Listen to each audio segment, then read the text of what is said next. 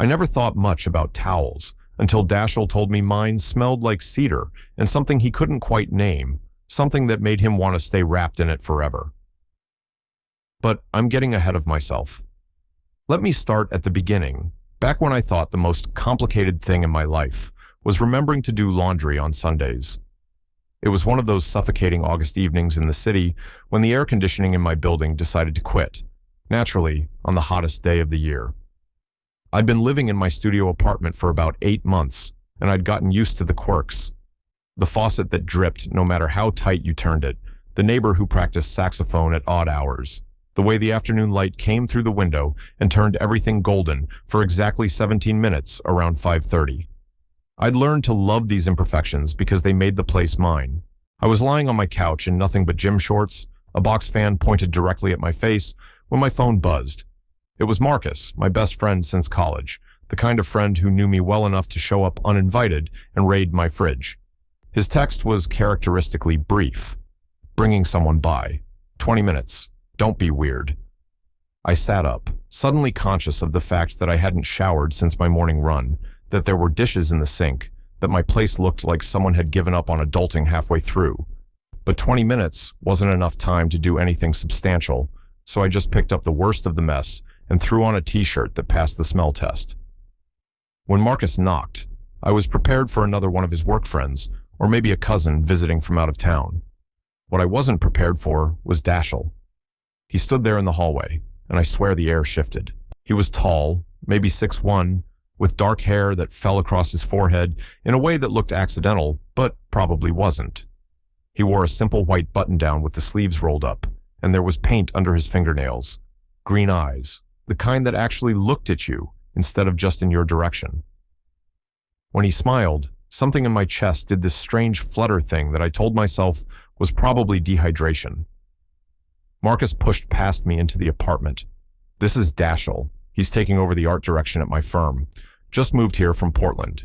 His Airbnb has no AC, and I told him he could crash with you tonight since you have that amazing crossbreed situation. You're cool with that, right? I looked at Dashiell, who had the decency to appear embarrassed. Marcus has a habit of volunteering my space without asking, I said, but yeah, of course, any friend of Marcus's and all that. Dashiell's smile widened. I really appreciate it. I promise I'm a quiet house guest. I'll be like a ghost. You won't even know I'm here. He was not like a ghost. From the moment he stepped into my apartment, I was hyper-aware of exactly where he was at all times. When Marcus left to grab Thai food for dinner, Dashiell stood at my bookshelf, tilting his head to read the spines. We ended up talking about books, about the city, about how Portland was beautiful but felt small after a while, about how he'd always wanted to live somewhere with more edge, more possibility. His voice had this quality to it, warm and textured, like really good coffee or aged whiskey. He asked questions that weren't just polite filler. He wanted to know why I'd chosen to work in nonprofit development, what it was like to convince rich people to care about things that didn't directly benefit them, whether I ever got tired of it.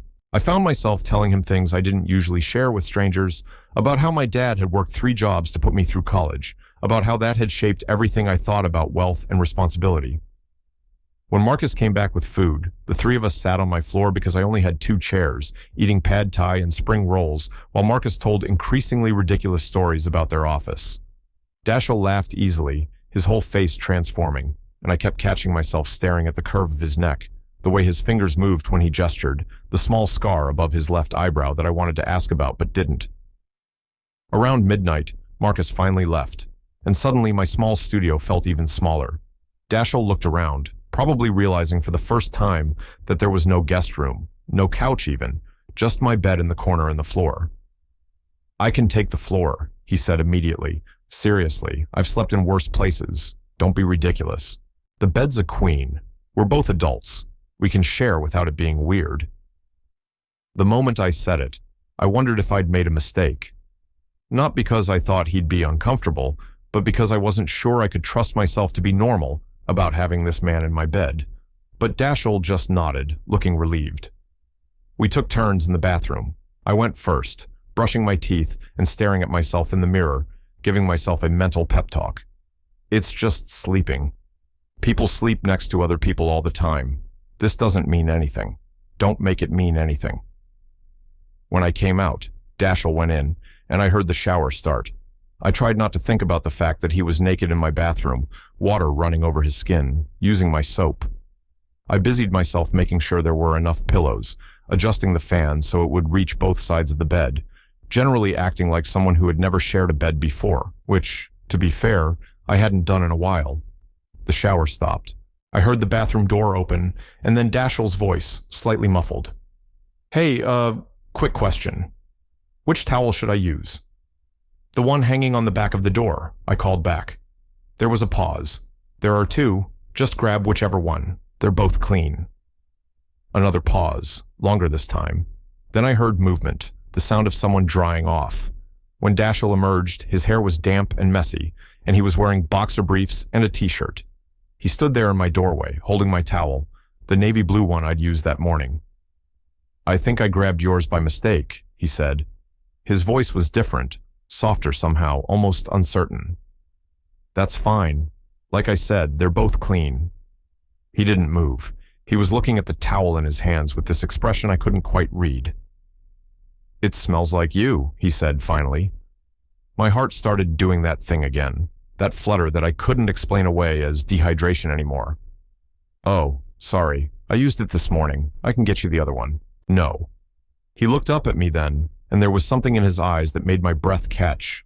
"No, it's nice. That probably sounds weird. You probably think I'm weird now. I don't think you're weird." He crossed the room and sat on the edge of the bed, still holding the towel. "Cedar," he said. "That's what it smells like.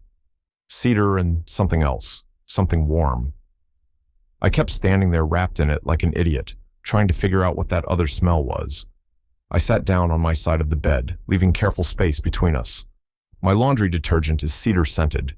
The other smell is probably just me, regular human smell. It's a good smell. He folded the towel carefully, precisely, like it mattered how it was done. In Portland, I was seeing someone, for about 2 years.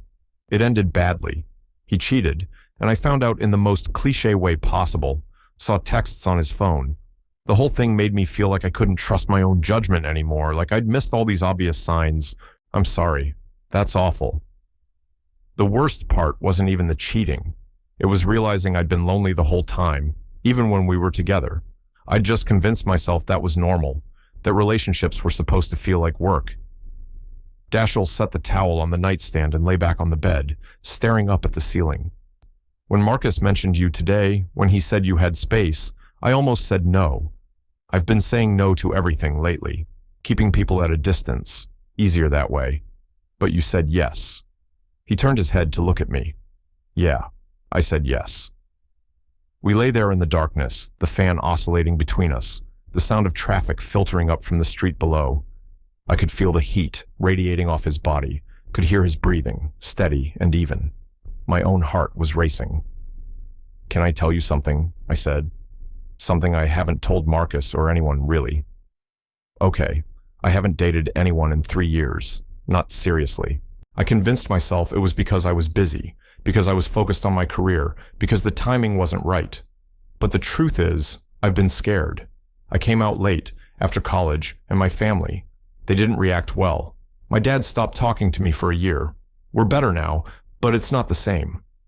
And I think part of me internalized this idea that wanting to be with a man was something to be ashamed of. So I just stopped trying." Dashiell reached over and found my hand in the darkness. His fingers were warm, slightly rough with dried paint. That's not something to be ashamed of. Being scared, taking time, that's just being human. I know. Intellectually, I know that. But knowing something and feeling it are different things. Yeah, they really are. We fell asleep like that, hands loosely connected, neither of us willing to let go. I woke up sometime in the early morning to find that we'd shifted in sleep. Dashiell was curled against my side, his head on my shoulder, one arm draped across my chest. The weight of him felt right in a way that terrified me. I stayed perfectly still, afraid that moving would break whatever spell had been cast, that he'd wake up and realize where he was and pull away. But when he did wake up, as gray dawn light started filtering through the window, he didn't pull away. He lifted his head, blinked at me sleepily, and smiled. "Morning. Morning. Is this okay?" He gestured vaguely at our entangled bodies. "Yeah, this is okay." We stayed in bed longer than necessary, talking in low voices about nothing important. He told me about the mural he was planning for his new office, about how he'd always loved the way paint felt on his hands, about his sister in Seattle who kept sending him care packages full of weird local snacks. I told him about the fundraising gala I was organizing, about my neighbor's saxophone playing, about how I'd been teaching myself to cook during the pandemic and had gotten surprisingly good at it. Eventually, we had to get up. Dashiell had to get to his office, and I had a meeting I couldn't miss. We moved around each other in the small space with surprising ease, like we'd been doing this dance for years instead of hours. He made coffee while I showered. I found a clean towel for him while he answered emails. Before he left, he stood at my door, backpack slung over one shoulder. "Thank you," he said, "for letting me stay. For everything. Anytime." He hesitated, then pulled out his phone. "Can I give you my number? Maybe we could get dinner sometime, if you want. No pressure." I saved his contact as Dashiell with a small tree emoji, because of the cedar, because it made me smile. I'd like that. After he left, I found myself picking up the navy towel from where he'd left it neatly folded on the nightstand. I held it to my face and breathed in. He was right. It did smell like cedar, but now it also smelled like him, like his shampoo and his skin, and something indefinable that made my chest ache with wanting. We texted that day. Nothing deep, just small observations. He sent me a photo of a ridiculous abstract sculpture in his office lobby. I sent him a picture of the sandwich I'd gotten for lunch. It felt easy, natural, like a conversation that had been waiting to happen. Dinner turned into drinks. Drinks turned into a walk through the park. The walk turned into him coming back to my apartment, both of us pretending we needed to grab something, making excuses that got flimsier as we got closer. We ended up on my couch, talking until 2 a.m, and then he was kissing me, soft and tentative at first, then deeper, with an urgency that matched my own. We didn't sleep together that night. We just kissed like teenagers, like we had all the time in the world and none at all until we were both breathless and dizzy. When he finally pulled back, his lips were swollen, his eyes dark. "I want to do this right," he said, "with you. I don't want to rush. We're not rushing. We're just figuring it out as we go." Over the next few weeks, figuring it out meant stolen mornings before work, long evenings cooking dinner together in my tiny kitchen, weekends exploring the city like tourists. He showed me his favorite art supply store, a cramped space in Chinatown where the owner knew him by name. I took him to the community center where I volunteered, introduced him to the kids in the after-school program who immediately decided he was the coolest person they'd ever met. Dashiell fit into my life like he'd always been there. He remembered that I liked my coffee with just a splash of milk, that I had a standing call with my mom on Sunday afternoons, that I got anxious before big presentations and needed someone to just sit with me quietly. I learned that he was terrible at remembering to eat when he was working on a project, that he had a collection of vintage band t-shirts from concerts he'd never actually attended, that he cried easily at movies, but tried to hide it. One night, about a month after that first evening, we were lying in my bed, sweaty and tangled together after finally taking that last step. The fan was on high and the sheets were kicked to the floor. Dashiell was tracing patterns on my chest, his touch feather-light. "I was thinking about that first night," he said, "when I used your towel by mistake." "Yeah?" I wasn't entirely honest about something. He propped himself up on one elbow to look at me. There weren't 2 towels on the back of that door. There was just one, yours. I knew it was yours because it was damp, because it obviously had just been used. But I grabbed it anyway. Why? Because Marcus had talked about you the entire drive over, about how you were the best person he knew, how you'd drop everything to help a friend, how you were single, and it was a crime against humanity. And when I met you, when you smiled at me in that doorway, I felt something I hadn't felt in years, something like hope. So I grabbed your towel because I wanted to know what you smelled like, wanted to wrap myself in something that was yours. And then it smelled like cedar and home, and I stood in that bathroom like an idiot, trying to memorize it. I pulled him down to kiss me, slow and deep. You know what I thought that first night? I thought you were going to ruin me. I thought there was no way I could have you in my bed and not fall completely apart. And I was right. I'm completely ruined, but in the best possible way. He laughed against my mouth. Good, because I'm pretty ruined too. 3 months later, Dashiell officially moved in. We got rid of my old couch and bought a new one together, argued about whether to hang his abstract paintings or my photography prints, learned how to share the bathroom without getting in each other's way. My studio apartment that had felt perfectly adequate for one person became wonderfully cramped with two. Marcus took credit for the whole thing, obviously, told everyone who would listen that he was a genius matchmaker, that he'd known from the moment he met Dashiell that we were perfect for each other. We let him have his moment. It was easier than explaining that some things can't be orchestrated, that sometimes two people just find each other at exactly the right moment when they're both ready to stop being scared. I kept that navy towel, the one Dashiell had used that first night. It's faded now, worn soft from too many washes. Sometimes I catch him using it, and he always gives me this small, secret smile, like we're sharing a private joke that no one else could possibly understand. Because that's what it was, really. A towel that smelled like cedar and possibility. A moment of accidental intimacy that became the foundation for something real. The courage to say yes when every instinct screamed to protect yourself, to stay safe, to avoid the risk of being hurt again.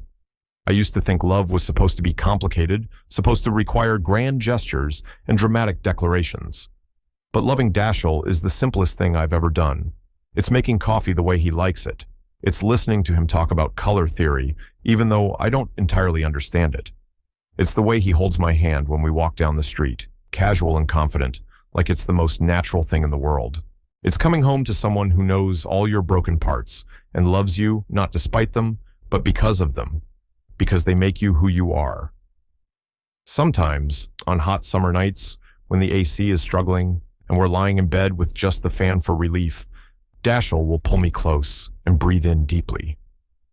You still smell like cedar, he'll say, like home, and I'll hold him tighter, grateful for broken air conditioners and borrowed towels and best friends who volunteer your space without asking. Grateful for second chances and the courage to take them. Grateful for this man who saw something worth staying for, worth wrapping himself in, worth building a life around. That's the thing about love, I've learned. Sometimes it announces itself quietly, in the small domestic moments we usually overlook, in the way someone holds your towel like it matters, in the smell of cedar and skin and possibility, in the decision to say yes when it would be so much easier to say no. And every single day I choose to say yes. To him, to us. To this beautiful, complicated, simple thing we're building together, one shared towel at a time.